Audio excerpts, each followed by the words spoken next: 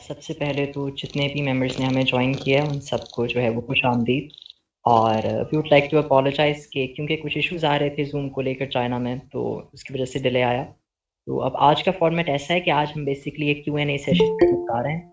तो है वो आप लोग सवाल पूछेंगे, हैंड रेज़ करेंगे, जो स्टूडेंट हैंड रेज़ करेगा आई विल अनम्यूट हिम और फिर वो अपना जो है वो सवाल पूछेगा और एक फॉर्मेट है और इंशाल्लाह 7 बजे तक जो है वो हमारा आज का सेशन तो वो अपने क्वेश्चंस जो हैं वो पूछना स्टार्ट कर सकते हैं। अगर किसी को जो है वो ऑडियो पे आने से कोई मसला है, तो वो अपना जो मैसेज है, जो क्वेश्चन है, वो टाइप भी कर सकता है, ठीक है? So let's begin today's session.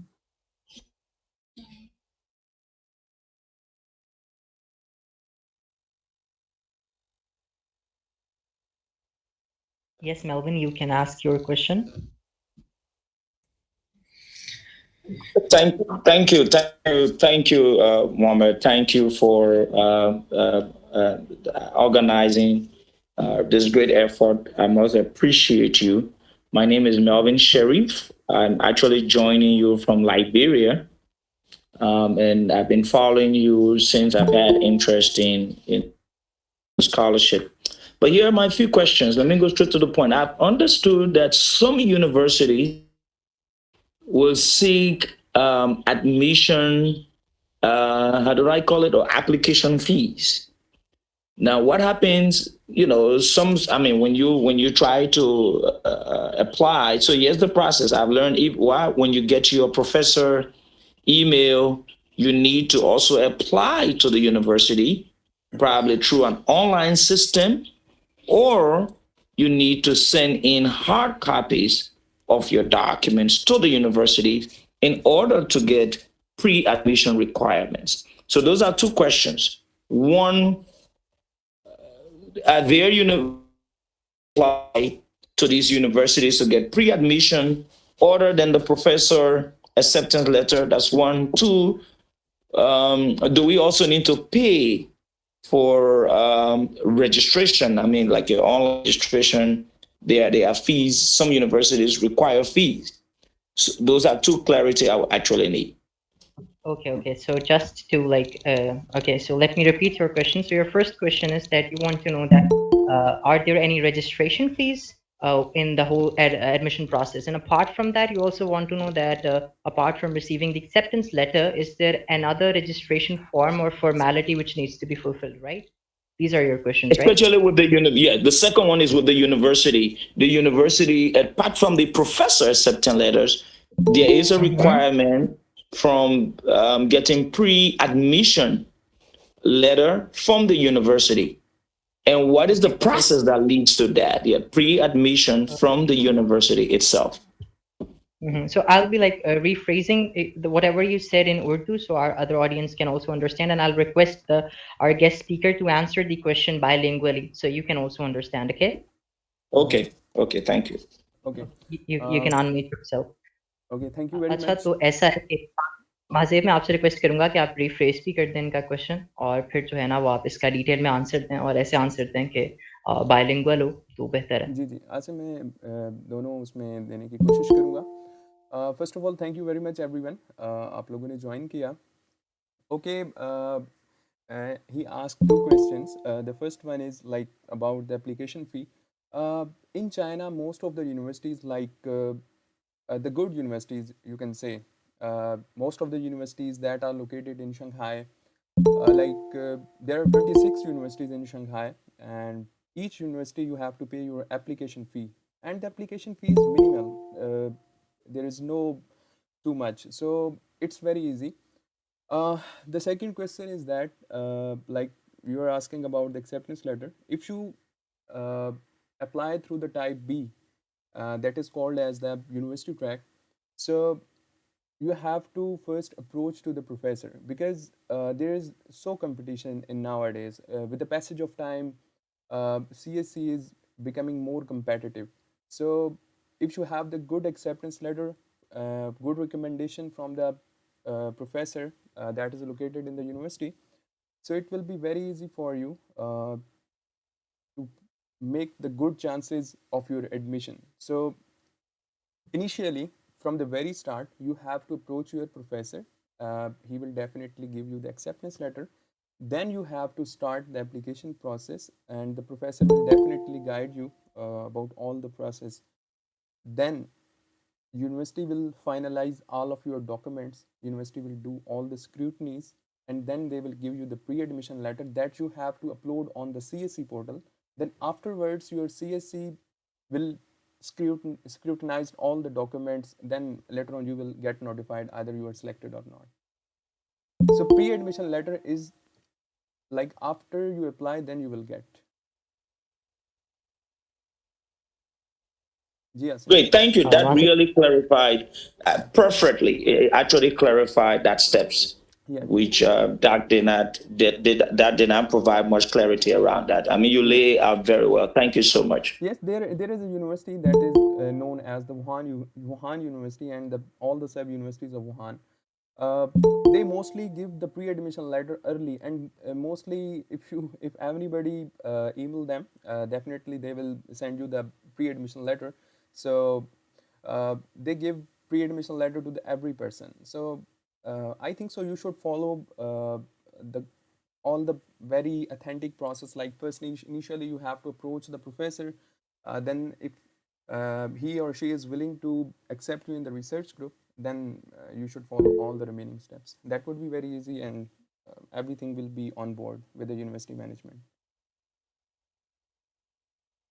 Okay so Mohammad Zeb you can ask your question आप अपना सवाल जो है वो पूछ सकते हैं जी मोहम्मद ज़ेब जी थैंक यू भाई। अच्छा माज़ेब भाई, मेरा क्वेश्चन ये है कि मैंने रिसेंट ईयर ना मैंने सीएसई में अप्लाई किया था।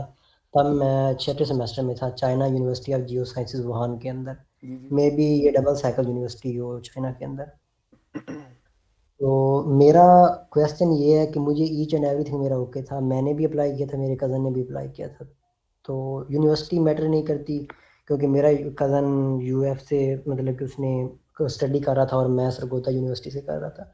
तो वो मतलब उसको एडमिशन लेटर नहीं मिला, मुझे 21 मार्च को मुझे गया था। तो मैं तो मतलब कि अपनी तरफ से मैं फाइनल हो गया, मैंने तो तैयारियां शुरू कर दी, मतलब जैसे कि कपड़े ले लिए, डिग्री मतलब करवा ली अपनी जो थी जी जी। वो। तो क्वेश्चन मेरा ये है कि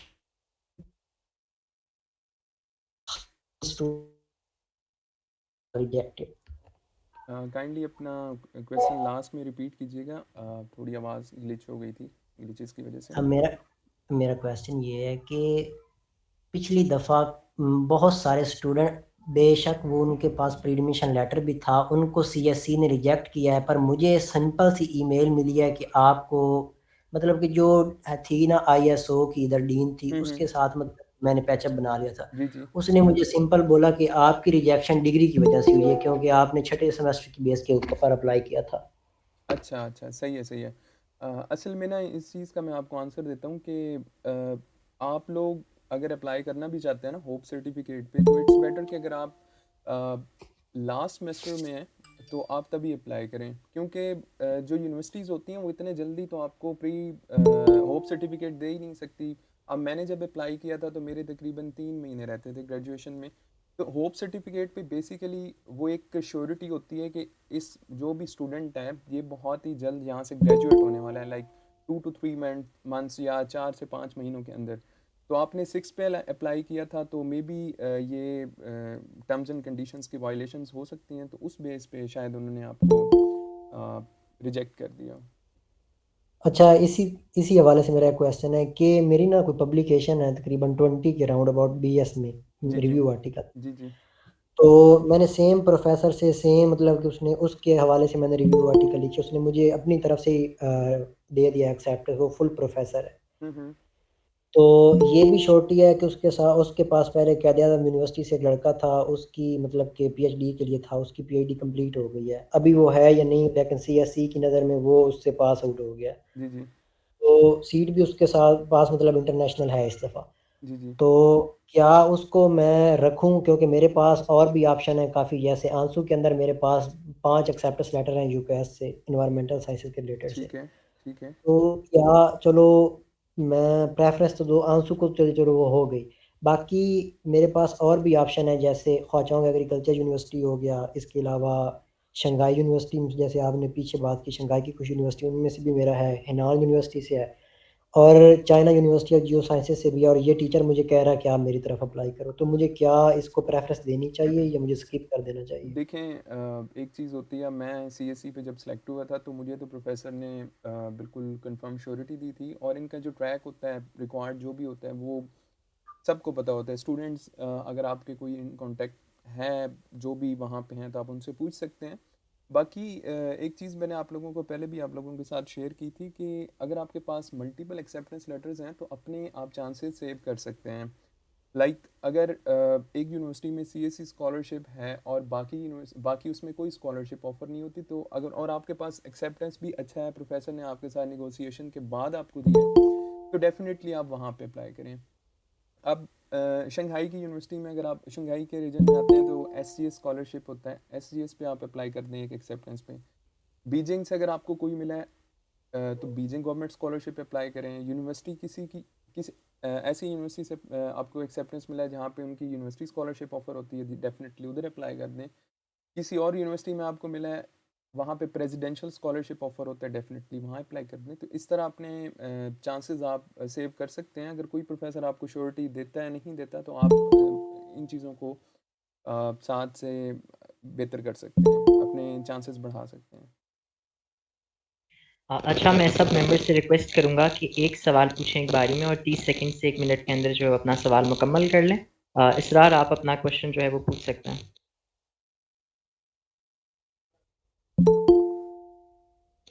इसरार आप अपना सवाल पूछ सकते हैं।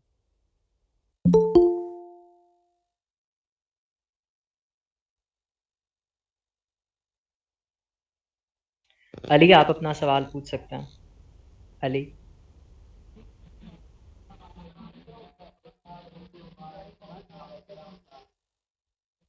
अस्सलाम वालेकुम। मैं आलियान बोल रहा हूँ। मेरा क्वेश्चन ये है कि मेरी सीवी में मैंने ना 3-4 डिफरेंट रिसर्च डायरेक्शंस लिखी हैं। मतलब कि मैं फिजिक्स का हूँ ना, तो मैंने लेज़र भी लिखी है, मटेरियल साइंस भी लिखी है, नैनो टेक्नोलॉजी भी लिखी है। तो एक प्रोफेसर है, उसकी अगर मटेरियल में है और मेरी सीवी में अगर रिसर्च डायरेक्शन लेज़र की भी हैं और नैनो टेक्नोलॉजी की भी हैं, तो उसका बैड इम्पैक्ट पड़ेगा प्रोफेसर पे कि ये तो इसने तो 3-4 रिसर्च डायरेक्शन लिखी हुए हैं, मतलब कि इसको तो इसकी प्रेफरेंस जी, मतलब कोई भी, मतलब कि मेन एक प्रेफरेंस नहीं है, कई प्रेफरेंसेस हैं, तो जी, ये जी। बैड इम्पैक्ट पड़ते हैं जी, प्रोफेसर पे या नहीं? एग्जैक्टली exactly, देखें अगर आप बैचलर लेवल पे जा रहे हैं मास्टर्स में, तो डेफिनेटली ये प्रोफेसर के लिए बड़ी हैरान कुन बात होगी कि इसने 3-4 डायरेक्शंस में काम किया हुआ है, इसका इंटरेस्ट है, तो एक ही डायरेक्शन चूज़ करें। और कोई इतना बड़ा मसला नहीं होता, सीवी में आप मॉडिफाई भी कर सकते हैं। अगर सीवी आपने खुद बनाई है, तो आपके पास टेम्पलेट होते हैं, आप उसको चेंज कर दें। बट हमेशा डायरेक्शन एक ही चूज़ करें, और उस डायरेक्शन में आप मल्टीपल प्रोफेसर्स को फाइंड आउट करने की कोशिश करें और उनको अप्रोच करें।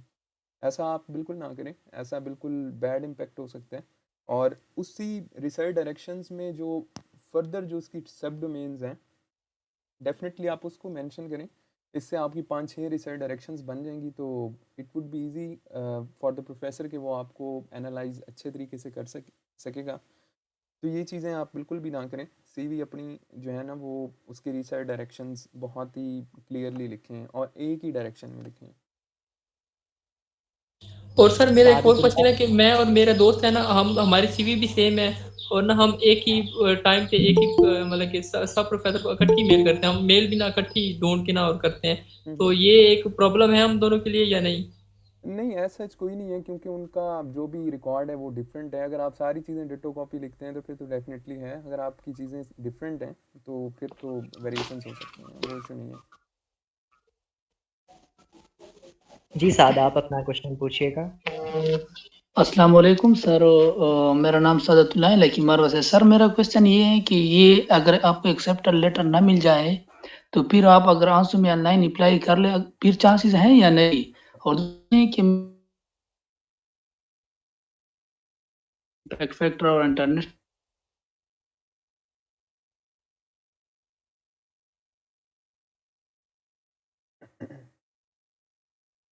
जी आसिम, आवाज़ आ रही है आपको?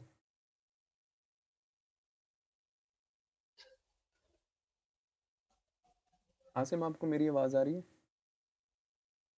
जी महासीब, आप जो हैं वो ऑडिबल हैं। काइंडली जी, काइंडली उनको काइंडली दोबारा ये क्वेश्चन पूछिएगा।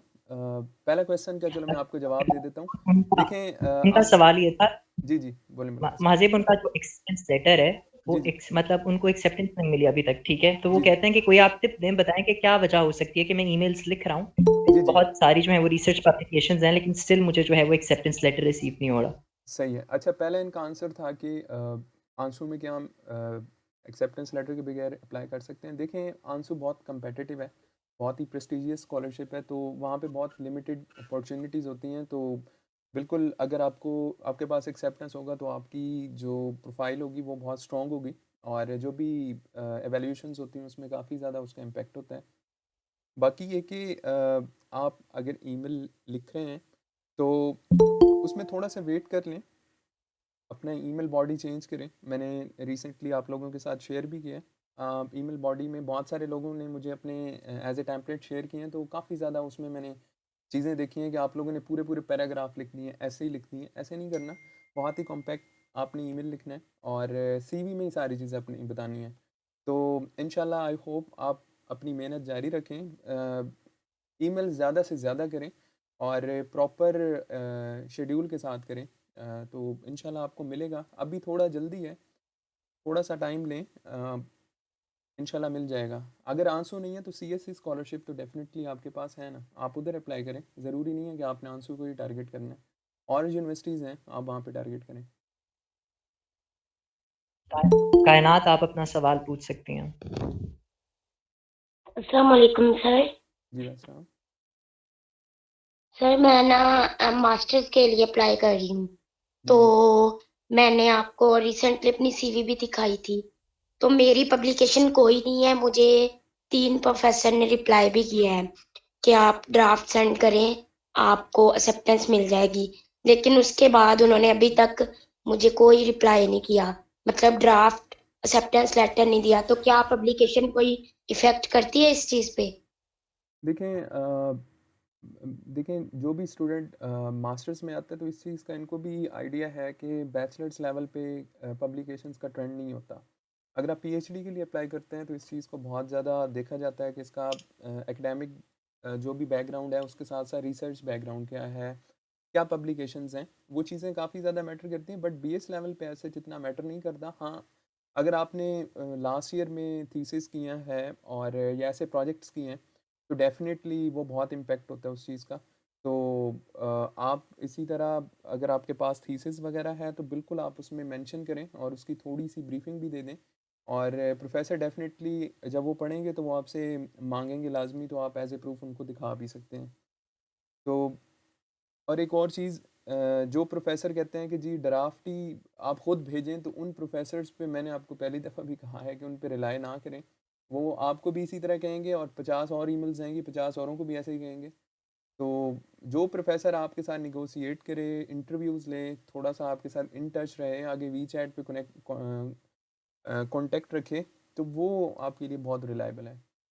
प्रोफेसर्स बहुत ज़्यादा हैं, बेइंतहा हैं। आप बेफिक्र हो के और औरों को टारगेट करें। ठीक, thank you so much.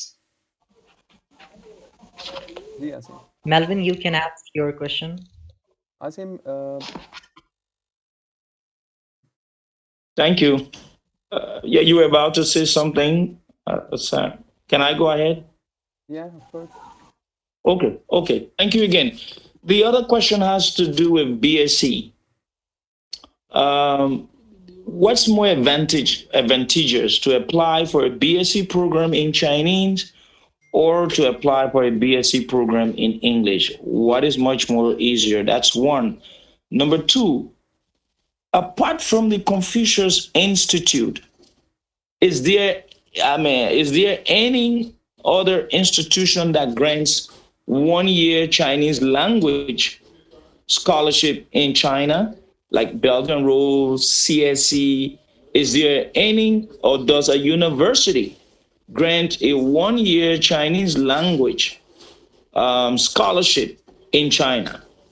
So I'm asking, what is much more advantageous? One, is it advisable to go, and if you are doing a BSc, is it advisable to apply for a BSc program in Chinese?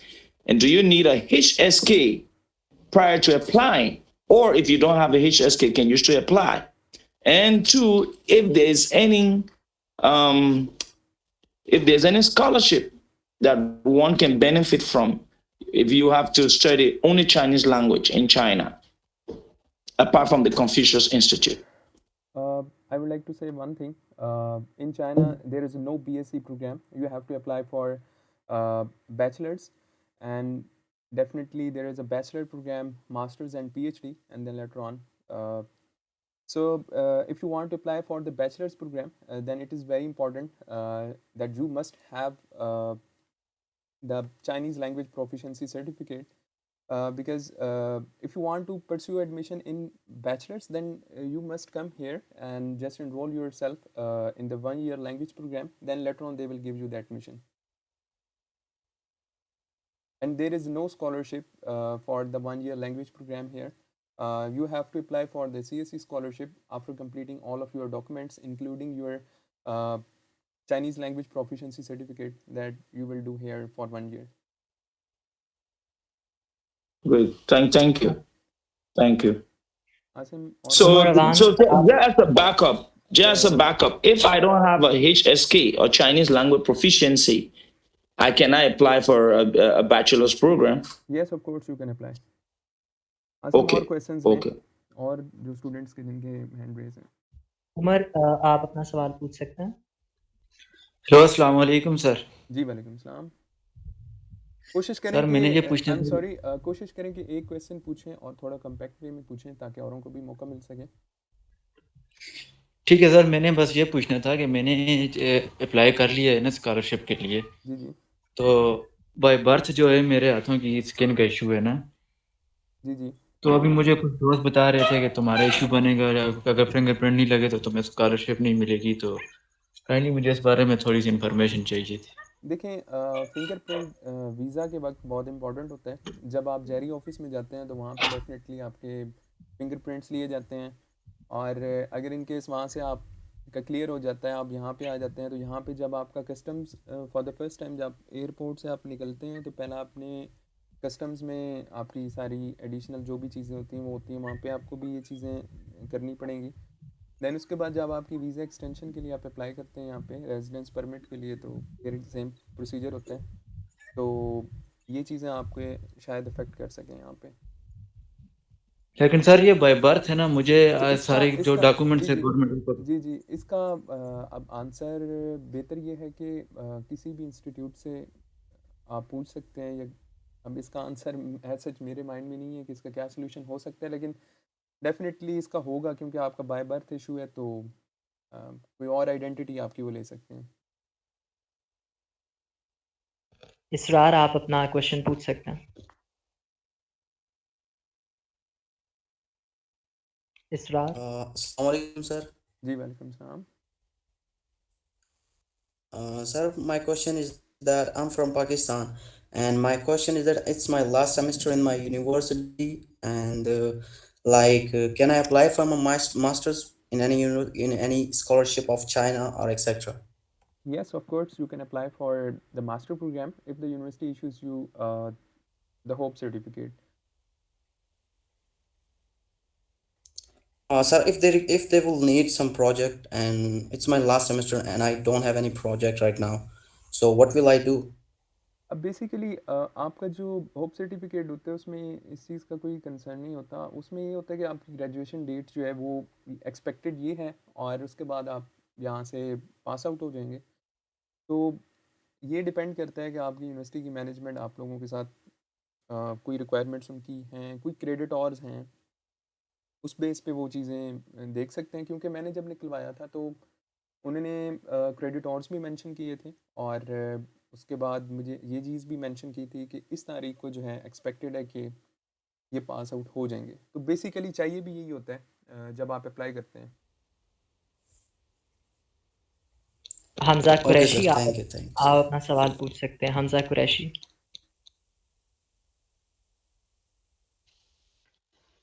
अस्सलाम वालेकुम sir. जी वालेकुम सलाम। Sir मैंने ये पूछना था कि मैंने 2021 में डिग्री की थी ना, DPT, doctor of physical therapy.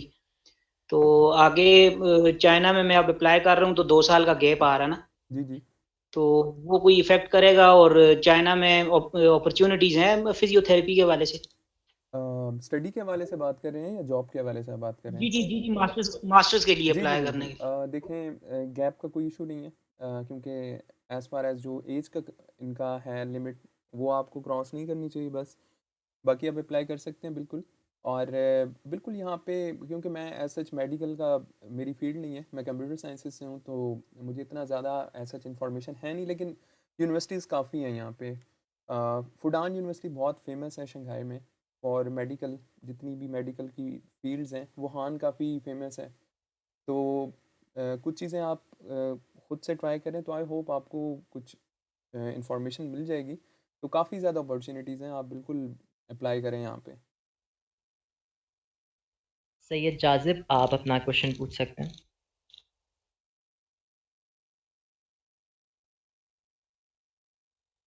जी अस्सलाम वालेकुम, आवाज़ आ रही है मेरी? जी वालेकुम सलाम। जी जी, हाँ आ रही जी। है। जी मेरा मेरा सवाल बेसिकली ये है कि मेरा जो एमफिल है वो भी मेरा लास्ट सेमेस्टर है। लास्ट सेमेस्टर ऐसे है कि मेरा थीसिस जमा है, जस्ट उसके वाइवा होना है। तो एक तो मैं अपना होप सर्टिफिकेट बनवा रहा हूँ अपने डिपार्टमेंट से, तो एक तो ये था कि इसमें कोई इशू तो नहीं आएगा, और दूसरा ये था कि रैंकिंग कितना मैटर करती है यूनिवर्सिटी की आपके पीएचडी में और आगे जाके, क्योंकि मुझे ये कहा गया है कि आप अच्छी रैंकिंग वाली यूनिवर्सिटी लें, क्योंकि इस दफ़ा सिर्फ एक ही यूनिवर्सिटी का ऑप्शन है, तो आप अच्छी यूनिवर्सिटी लें। मेरी जो परसेंटेज है, मेरा जो एमफिल में जो सीजीपीए है वो 3.7 है, और मेरी 4-5 पब्लिकेशंस भी हैं। तो अब मुझे ये एडवाइस चाहिए थी कि मैंने जितने भी लोगों को देखा हूँ मैं एक्सेप्टेंस लेटर अभी तक जितने मेजॉरिटी ग्रुप्स में, वो सब ऐसी यूनिवर्सिटीज़ के हैं, मतलब मेजॉरिटी, नॉट एवरीवन, जो मतलब टॉप 800 या टॉप 1000 से बाद है। मतलब टॉप 200-300 में बहुत कम लोग हैं जिनके एक्सेप्टेंस हैं। तो अब मैं कौन सा इसमें पाथ चूज़ करूँ? या तो मैं उसी रैंकिंग को देख के जाऊँ, क्योंकि मेरी फुडान के कुछ प्रोफेसर से बात हुई है, और कुछ वुहान और एक दो और प्रोफेसर हैं जिनसे बातचीत चल रही है, बट अभी एक्सेप्टेंस नहीं मिला।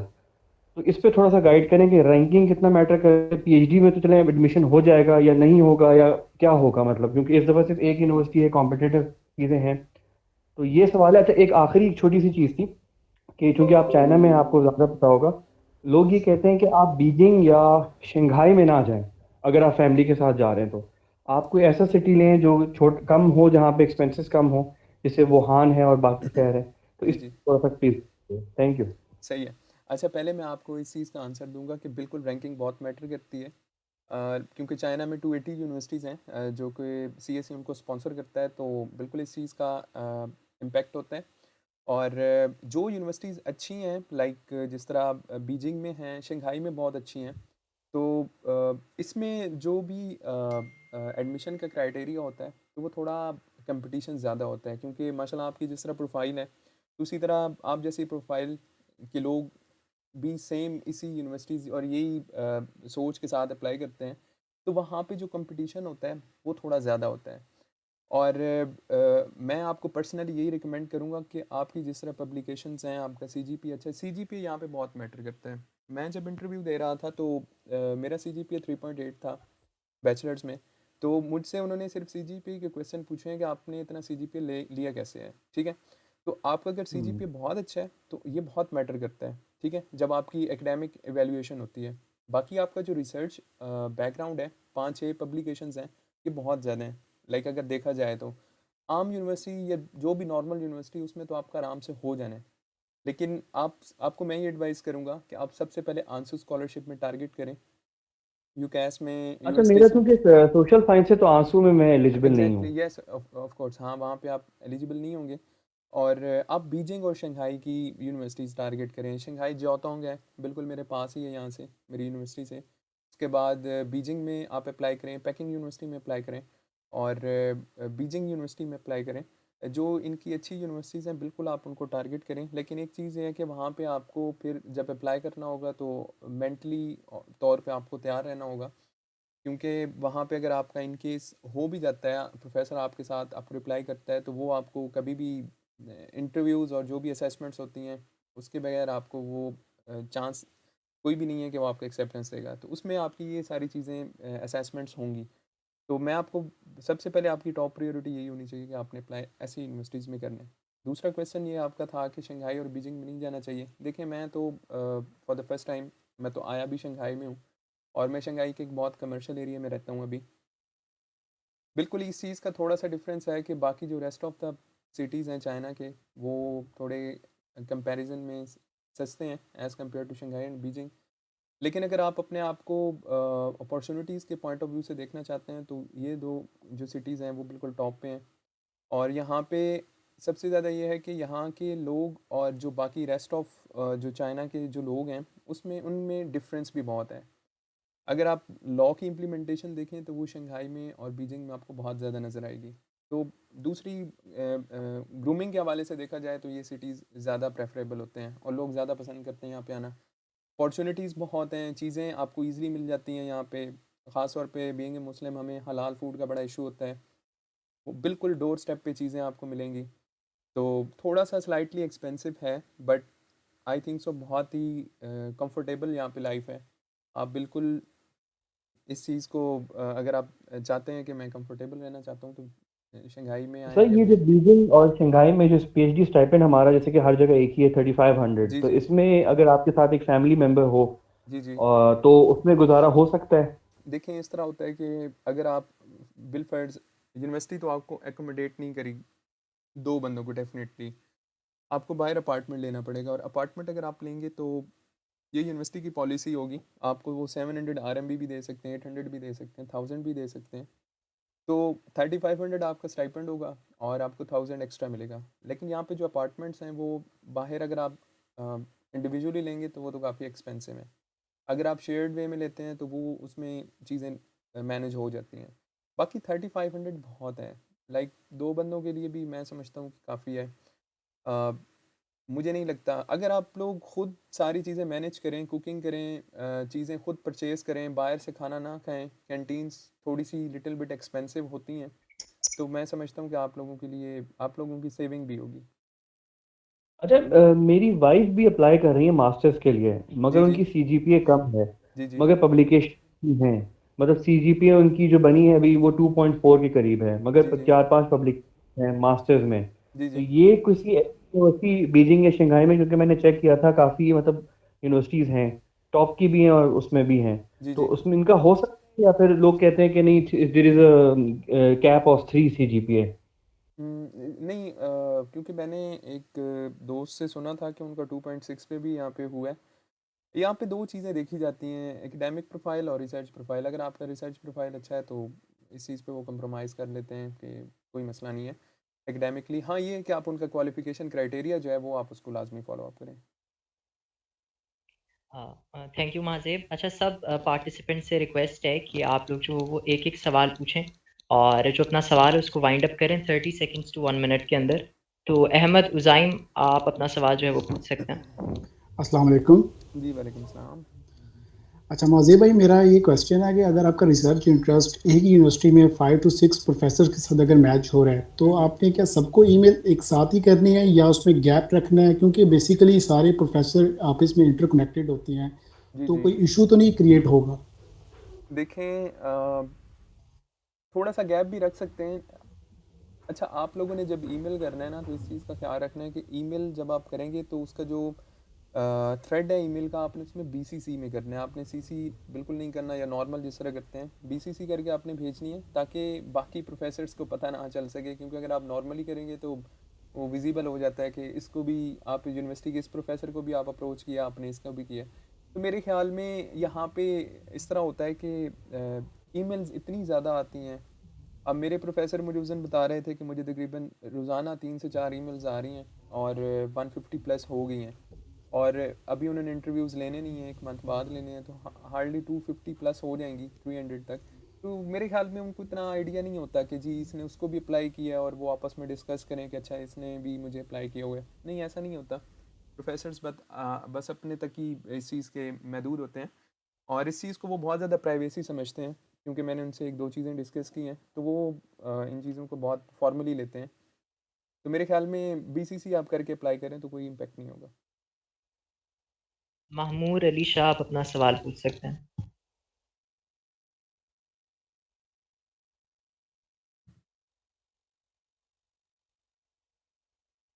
महमूर, अपना सवाल पूछिएगा।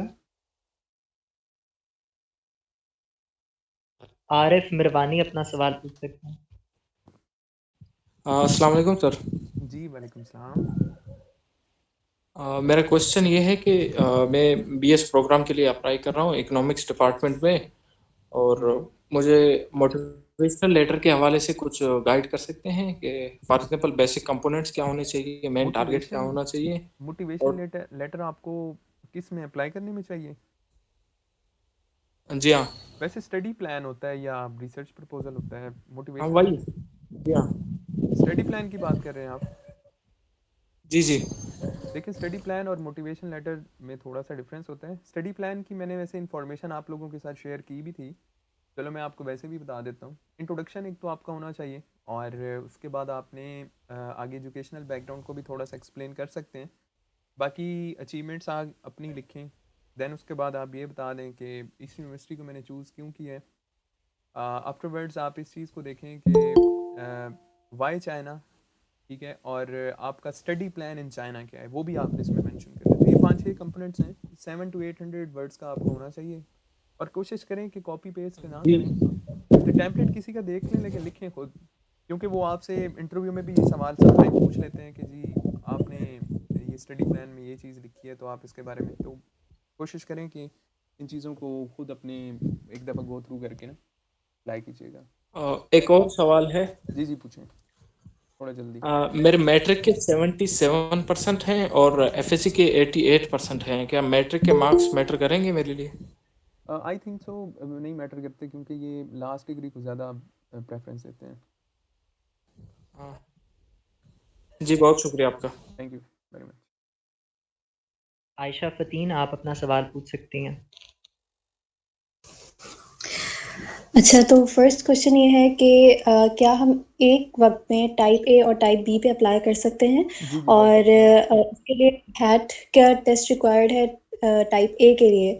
तो actually I am in my last semester right now, और जब मैं उसको टेस्ट को अप्लाई करने के लिए गई तो उसमें दे वर रिक्वायरिंग कि आप अपने ग्रेजुएशन के कंप्लीट मार्क्स दीजिए। तो अभी तक तो मेरा रिजल्ट नहीं आया है, एज आई टोल्ड कि I am in last semester. तो can we apply for head test before completion of our degree? देखिए, मैं आपको एक बात बताऊँ, HEC ये स्कॉलरशिप अनाउंस ही इसी तरह करता है, क्योंकि गवर्नमेंट यूनिवर्सिटीज़ जो होती हैं ना, वहाँ पे स्प्रिंग सेमेस्टर नहीं होता, ठीक है, तो फॉल होता है। तो फॉल की जो मोस्टली होती हैं यूनिवर्सिटीज़ की डिग्रीज जो होती हैं, स्टूडेंट लास्ट सेमेस्टर में जो होते हैं उनकी कंप्लीट हो जाती हैं, ये क्या कहते हैं, जून जुलाई में। तो ये स्कॉलरशिप इसलिए 2-3 महीने बाद होता है, ताकि आप लोगों के पास कंप्लीट जो भी आपकी मार्कशीट्स हैं, ट्रांसक्रिप्ट्स हैं, वो सारी चीज़ें होनी चाहिए। तो मेरा नहीं ख्याल कि अगर आपकी कोई भी चीज़ इनकम्प्लीट है तो आप फर्दर प्रोसीड कर सकते हैं अपनी एप्लीकेशन। तो इसीलिए ज़्यादा स्टूडेंट्स जो होते हैं वो मोस्टली टाइप B को ही प्रेफरेंस देते हैं, क्योंकि थोड़ी टर्म्स एंड कंडीशंस होती हैं। अगर हो जाता है तो वेल एंड गुड, नहीं होता तो आप टाइप B में आप कर सकते हैं होप सर्टिफिकेट की बेस पे। लेकिन होप सर्टिफिकेट भी बहुत बात की बात है, पहले आप एक्सेप्टेंस लें, पहले डॉक्यूमेंट्स अभी आप भूल लें, अभी आप एक्सेप्टेंस पे फोकस करें, एक्सेप्टेंस लें, तो मेरे ख्याल में चीज़ें आप लोगों के लिए फिर आगे आसान हो जाएंगी। हसनैन तनवीर, आप अपना सवाल पूछ सकते हैं। थैंक यू भाई, अस्सलाम वालेकुम। भाई मेरा क्वेश्चन ये था कि मुझे जो है ना 2 यूनिवर्सिटी से मतलब रिस्पांस आया, एक स्टूडेंट से आया, दूसरी भी यूनिवर्सिटी थी, उसमें एक प्रोफेसर ने मुझे जो है ना ओरली मतलब एक्सेप्ट कर लिया है, लेकिन उन्होंने अभी तक जो है ना रिटन फॉर्म मतलब पीडीएफ फॉर्म में मुझे मतलब लेटर नहीं भेजा है। मैंने उनको एक दफ़ा रिमाइंडर भी कराया है। इसके अलावा जो दूसरे प्रोफेसर थे स्टूडेंट के हैं, उन्होंने मुझे मतलब अपनी वही चैट की आईडी दी, फिर मैंने उनको रिक्वेस्ट भेजी, उनके साथ मतलब एक दो दफ़ा टेक्स्ट हुआ, तो उसके बाद उनका भी कोई अभी तक कोई रिस्पांस नहीं है। तो इस हवाले से आपसे पूछना था। देखें वीकेंड था और कोशिश करें कि आज रात आप बिल्कुल रिमाइंडर जिसने भी देने हैं आप उनको लेट नाइट दे दें, क्योंकि सुबह से चीज़ें फिर से नॉर्मल रूटीन में आ जाते हैं प्रोफेसर। तो मेरे ख्याल में उनको एक दफ़ा रिमाइंडर दे दें, कल दे दें, और कोशिश करें कि तकरीबन लास्ट वीक भी मैंने उनको रिमाइंडर दिया था। तकरीबन एक वीक होने वाला है। अच्छा, चलो एक दफ़ा और ट्राई करके देख लें। आई होप कि हो जाए। अगर नहीं होता तो लेट्स मूव ऑन, आगे चीज़ों को आप प्रोसीड करें। हमज़ा आप अपना सवाल पूछ सकते हैं। अस्सलाम वालेकुम सर। जी वालेकुम सलाम। सर मेरा क्वेश्चन ये है कि मेरा ना यहाँ पे मैंने मास्टर्स किया 16 ईयर एजुकेशन। जी। तो सर मैंने ना यहाँ पे फर्दर एडमिशन ले लिया है एमएस में। तो मैं ये पूछना चाह रहा था कि यहाँ से मैं कोर्स वर्क कंप्लीट करके और वहाँ से मैं रिसर्च वर्क अपना कंप्लीट कर सकता हूँ? क्या कोई पॉसिबिलिटी है? नहीं, और ऐसा दूसरा ये बताइए कि जी। सर मेरा सेकंड क्वेश्चन ये था कि मैं मास्टर्स के लिए मतलब अगर अप्लाई करूं वहाँ पे तो एक्सेप्टेंस लेटर लेना ज़रूरी है या नहीं? वो तो पीएचडी के लिए ज़रूरी होता है मोस्टली। जी, पहले सवाल आपका जवाब ये है कि आप बिल्कुल ऐसा नहीं कर सकते, क्योंकि इनका एक प्रॉपर एक जैसे कह लें कि फॉर्मेट है, आपने उसको फॉलो करना होता है, आपने अप्लाई करना होता है, आपकी बहुत सारी चीज़ें होती हैं जो कि यहाँ पे होती हैं। तो आप ऐसा नहीं कर सकते कि हाफ उधर से और हाफ इधर से। प्रॉपरली आपने ज्वाइन करना होगा फ्रॉम द वेरी स्टार्ट। दूसरे क्वेश्चन का मैं आपको आंसर दूंगा। देखिए, acceptance is basically an optional document. Acceptance एक ऑप्शनल डॉक्यूमेंट है। विदाउट एक्सेप्टेंस आप अपनी एप्लीकेशन फॉरवर्ड कर सकते हैं, बट एक फॉर एग्ज़ाम्पल 50 बंदों ने अप्लाई किया, तो वहाँ पे सारी चीज़ें सबकी देखी जाएंगी, लेकिन ज़्यादा प्रेफरेंस उनको मिलेगी ना जिनको रिकमेंडेशन होगी प्रोफेसर की तरफ से कि आपने इनको मैंने रिकमेंड किया, इनको मैंने एक्सेप्टेंस दिया। तो आप इस चीज़ को थोड़ा सा वो फिर और अंदाज में देखते हैं। तो एक्सेप्टेंस की वैल्यू बहुत ज़्यादा है। महमूद अली शाह आप अपना सवाल पूछ सकते हैं। जी अस्सलाम वालेकुम सर, वक्त देने का शुक्रिया सर। सर हम मैक्सिमम कितने यूनिवर्सिटी के लिए अप्लाई कर सकते हैं एट अ टाइम? इस साल मैंने जब अप्लाई करना होता है तो एक वक्त में हम कितने यूनिवर्सिटी के लिए अप्लाई कर सकते हैं? एक या दो या ज़्यादा से ज़्यादा कितने? ठीक है, मैं आपको इस बात का जवाब देता हूँ। अच्छा, बात ये है कि it depends on your acceptance letter. ठीक है, सीएसई पे आप एक यूनिवर्सिटी से सीएसई पे आप जो है वो एक यूनिवर्सिटी से ज़्यादा नहीं अप्लाई कर सकते एज़ पर द पॉलिसी। बाकी अगर आपके पास ज़्यादा एक्सेप्टेंसेज हैं तो आप इस तरह मैनेज करें। मैंने एक वीडियो भी आपके साथ शेयर की है, अगर आप लोगों ने सुनी हो तो उसमें इस चीज़ का सारा आंसर मैंने आप लोगों को दिया था। जी सर। आप लोग अपने एक्सेप्टेंस को इस तरह यूटिलाइज़ करें। आप यूनिवर्सिटी स्कॉलरशिप पे अप्लाई करें, प्रोविंशियली पे अप्लाई करें, प्रेसिडेंशियल पे अप्लाई करें, सीएसई पे अप्लाई करें। 4 से 5 स्कॉलरशिप्स आपको आप मैनेज कर सकते हैं। इट डिपेंड्स कि आपको जिस यूनिवर्सिटी से एक्सेप्टेंस मिला है वहाँ पे स्कॉलरशिप वो यूनिवर्सिटीज़ कौन कौन सी ऑफ़र करती हैं। सादुल्ला आप अपना सवाल पूछ सकते हैं। मेरी माज़ेब आपसे रिक्वेस्ट होगी कि ये आज का लास्ट सवाल जो है वो समझें, और इसके बाद जो डीएम में जिन लोगों ने मैसेजेस किए हैं ग्रुप में, तो आप उसको भी एक बार देखिएगा और फिर इंशाल्लाह हम कंक्लूड करते हैं 10 मिनट ठीक है, ठीक है, ज़रूर। जी अस्सलाम वालेकुम, शुक्रिया ये अपॉर्चुनिटी के लिए। अच्छा, मेरा क्वेश्चन वो हैट के रिलेटेड था। जैसे अभी लास्ट टाइम अभी आपने कहा कि जो 7th सेमेस्टर या 8th सेमेस्टर वाले हैं उनके लिए ज़रूरी है कि वो सारी चीज़ें पूरी हों फिर ये कर सकते हैं। मैं हूँ अब 7th सेमेस्टर में हूँ, तो मैंने अब हैट की फ़ीस भी दे दी है, क्योंकि मुझे इस चीज़ का आइडिया नहीं था कि कंप्लीट डिग्री चाहिए। तो उसके अब आगे क्या प्रोसीजर होगा? अच्छा, एक चीज़ मैं यहाँ पे आपको बताऊँ, मैं अगर टू बी वेरी ऑनेस्ट बात करूँ तो मुझे इतनी अभी इन्फॉर्मेशन नहीं है, मुझे इस चीज़ पे थोड़ा देखना पड़ेगा। जिस तरह ये हमारी सिस्टर ने एक बात की कि इस तरह उन्होंने रिक्वायरमेंट्स रखी हुई हैं, तो अ, मेरा ख़्याल है कि इस चीज़ को अभी मैं इसका कोई आंसर दे नहीं सकता। मैं आपको ग्रुप में, आप ग्रुप में हैं तो ग्रुप में मैं इस चीज़ का आपको अपडेट कर सकता हूँ। चलिए ठीक है, थैंक यू। जी, आसिम, जो इन भी इन इन कॉल अच्छा, इन कॉल मैसेजेस में हमारा सबसे पहला सवाल है कि HAT टेस्ट के बारे में और इसके लिए कौन सी बुक्स जो हैं वो बेस्ट हैं? इसका जवाब मैं अभी नहीं दे सकता क्योंकि मुझे एज़ सच इन्फॉर्मेशन नहीं है, बट आई विल इंशाल्लाह। ठीक है। उसके अलावा इसरार खान ने अपना सवाल पूछ लिया था। Hello, I am student of intermediate and I want to complete my BS computer science programme scholarship in China and guide me for best universities which provide scholarship in this programme. तो ये BS के लिए जाना चाहते हैं scholarship जी, पे जी। CS के अंदर, और ये आपसे पूछ रहे हैं कि बेस्ट स्कॉलरशिप और बेस्ट यूनिवर्सिटीज कौन सी होंगी इनके लिए?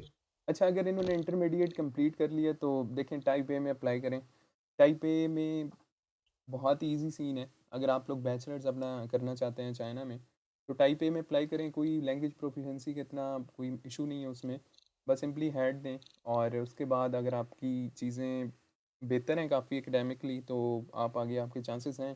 फिर आगे आप लोगों को जो भी लैंग्वेज के कोर्सेज़ होते हैं वो टाइप ए में वो खुद ही करवाए जाते हैं, तो उसमें आपका एडमिशन हो सकता है। वैसे अगर आप खुद अप्लाई करना चाहते हैं तो उसके लिए तो वो यूनिवर्सिटीज़ की आप अगर टर्म्स एंड कंडीशन पढ़ें, तो मेरे ख्याल में आपको वहाँ पे सारी चीज़ें पता चल जाएंगी, क्योंकि HSK का जो HSK 3-4 जो है ना, आजकल इन्होंने मस्ट कर दिया। मैं मास्टर्स का स्टूडेंट हूँ, तो मुझे 3 सालों के अंदर HSK 3-4 भी पास करना है, ठीक है। तो यहाँ पे BS में आने के लिए पहले ही आपके पास जो है वो लैंग्वेज प्रोफिशिएंसी टेस्ट होना चाहिए, उसका जो भी स्कोर है HSK का होना चाहिए। तो उसके बाद आप अप्लाई करें तो मेरे ख्याल में ज़्यादा इजी होगा। वरना आपका ही जो एप्लीकेशन मटेरियल्स में चीज़ें जो होंगी वो मिसिंग होंगी, तो आई थिंक सो वो आपको एंटरटेन नहीं करेंगे अगर आप दूसरे तरीके से फज़ल अप्लाई करना चाहते हैं। फज़ल रहीम पूछ रहे हैं 5 इयर्स का स्टडी गैप है और 5 इयर्स का टीचिंग एक्सपीरियंस है, ये स्टडी गैप कोई इश्यू तो नहीं करेगा? नहीं, नहीं, अगर आप लोग, आपका क्या कहते हैं, एज का इशू नहीं है तो बिल्कुल आप कर सकते हैं अप्लाई। यहाँ पे मैंने ऐसे स्टूडेंट्स भी देखे हैं जो कि 32-31 ईयर्स के हैं और अभी मास्टर्स कर रहे हैं, तो डोंट वरी, वो आप लोगों के लिए मोटिवेशन अनम होगी। हम अनम हमीद के 2 सवाल है। मेरा वाइवा अभी नहीं हुआ and my university is not issuing hope certificate, now what can I do? और इनका दूसरा सवाल है what is type A and type B? Majid भाई, आप इसको 2-3 मिनट में जो है वो आंसर करें, इसके बाद 1 से 2 सवाल और लेते हैं और उसके बाद हम इंशाल्लाह वाइंड अप करते हैं। अच्छा, टाइप ए बहुत ही सिंपली वे में बताऊंगा कि वो स्कॉलरशिप जो होती है वो एम्बेसी ट्रैक में होती है, और उसमें HEC आपको सारा जो भी होता है आपने अप्लाई करना होता है। टाइप बी जो होता है उसमें आपने यूनिवर्सिटी को अप्रोच करना होता है। ये चीज़ें मैंने आप लोगों के साथ ग्रुप में शेयर की हुई हैं ऑलरेडी, इसको देख लीजिएगा। बाकी आपने जो क्वेश्चन पूछा है कि यूनिवर्सिटी वाले, ये डेफिनेटली ये यूनिवर्सिटी का मैटर है, तो आप इससे यूनिवर्सिटी वालों से बात करें कि मैंने इस तरह अप्लाई करना है, तो मुझे काइंडली या तो मेरा वाइवा कंडक्ट कर लें या तो मुझे जो भी है होप सर्टिफिकेट वो दे दें। आतिका मकबूल पूछ रही हैं कि काइंडली आप सीवी के लिए बेस्ट फॉर्मेट बता सकते हैं? देखिए, सीवी के हवाले से भी मैंने आप लोगों को वो वीडियो शेयर की थी, बट आई विल ट्राई कि मैं एक और चीज़ भी आप लोगों के साथ शेयर कर दूं, तो थोड़ा सा वेट करें, इंशाल्लाह वो कल तक मैं आप लोगों के साथ शेयर कर दूंगा। आज का आखिरी सवाल मुसाफ़ा मुबीन पूछ रहे हैं कि BS में रिसर्च ना हो, जस्ट कोर्स वर्क ही पढ़ा हो तो चांसेस होते हैं एक्सेप्टेंस लेटर और स्कॉलरशिप के, या रिसर्च होना मस्ट है? देखें, इसका आंसर मैंने पहले भी दिया है कि रिसर्च, उनको पता है कि बैचलर लेवल पे इतना ट्रेंड नहीं होता रिसर्च का, इतने एडवांस कोर्सेज नहीं पढ़े होते। तो अगर आपका थीसिस है, फाइनल ईयर प्रोजेक्ट आपने अच्छा किया है, ठीक है, कोई भी आपकी इनोवेशन है, तो डेफिनेटली वो आप एज ए प्रूफ दे सकते हैं। आप उसको सीवी में मेंशन करें, उस बेस पे डेफिनेटली प्रोफेसर इस चीज़ को कंसिडर की जाए करेंगे। ठीक है माज़ेब भाई, बस आप जो हैं वो कंक्लूडिंग रिमार्क्स दें। जितने भी पार्टिसिपेंट्स ने हमें ज्वाइन किया उनका बहुत शुक्रिया, और जिनको आज मौका नहीं मिल सका सवाल पूछने का, वो इंशाल्लाह हम जो अपने सेशंस हैं उनको कंटिन्यू रखेंगे और आप लोग जो अपने सवालात पूछ सकोगे। तो माज़ेब भाई, जी, जी। Over to you. बाकी अल्टीमेटली इन दी एंड मैं आप लोगों को यही कहूँगा कि बिल्कुल आप लोग पूरी तैयारी के साथ अप्लाई करें। सिर्फ एक चीज़ जिस पे मैं काफ़ी ज़्यादा ज़ोर देता हूँ आप लोगों को, कि आप लोग पहले प्रोसेस को कम्प्लीटली अंडरस्टैंड करें, आप चीज़ों को पहले समझें, देन उसके बाद आप जो है इस चीज़ पे ट्राई करें। पहले अच्छी सीवी बनाएं, फिर उसके बाद प्रोफेसर्स को प्रॉपर तरीके से उनकी जो भी ईमेल्स हैं वो निकालें और प्रॉपर शेड्यूलिंग के साथ चलें। ऐसे बिल्कुल ना करें 5-10 ईमेल करके आप वेट कर रहे हैं, तो मेरे ख्याल में कभी भी नहीं होना। तो चीज़ों को समझें और मेहनत करें, मेहनत का अल्टीमेटली आपको रिवॉर्ड लाजमी मिलेगा, ये तो बिल्कुल कंफर्म बात है। तो एक चीज़ मैंने आपको बताई थी कि कम से कम 5 से 10,000 ईमेल्स का आप बेंचमार्क रखें, इंशाल्लाह उससे पहले ही आपको मिल जाएगा। लेकिन इतना आप टारगेट रखेंगे तो फिर जाके कुछ बनेगा। ऐसे 5, 10, 50, 100 ईमेल से कुछ भी नहीं होना, ठीक है। कंपटीशन बहुत बढ़ता जा रहा है सीएसई में, लोग काफ़ी ज़्यादा बाहर की तरफ आने का सोच रहे हैं। तो बस सारे प्रोसेस को सारी चीज़ें जो है आप वो उसको समझें और इंशाल्लाह आई बिलीव कि आप लोग ज़रूर, आपको अभी टाइम बहुत है, दिसंबर से पहले इंशाल्लाह आपको एक्सेप्टेंस मिल जाएंगे। अभी नवंबर भी है, एप्लीकेशन प्रोसेस जो है वो दिसंबर से स्टार्ट होते हैं मोस्टली। कुछ यूनिवर्सिटीज़ ने 1-2 ने मेरे ख्याल में स्कॉलरशिप अनाउंस कर भी दी हैं, वो भी आप लोगों के साथ मैं शेयर करूँगा। तो बस लगे रहें और जारी रखें अपने जितनी भी चीज़ें हैं, इंशाल्लाह अल्लाह ताला खैर करेंगे। बाकी आई होप कि इंशाल्लाह आई होप नेक्स्ट वीक हम मिलेंगे दोबारा। और thank you very much ultimately, बहुत बहुत शुक्रिया ज्वाइन करने का।